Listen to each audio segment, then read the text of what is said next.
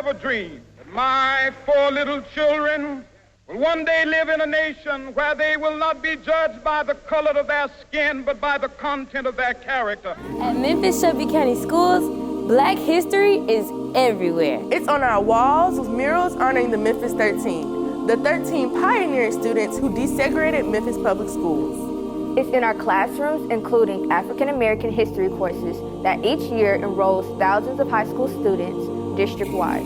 And Black history is even in our opportunities beyond the classroom, like field trips to the Withers Collection Museum, where we examine iconic civil rights photography up close. We also have free field trips to the National Civil Rights Museum for every 8th and 11th grader, where students walk in the footsteps of legends and witness Black activism and Black excellence come to life. With these immersive experiences, we are not just studying the past, we're understanding the present and actively shaping the future.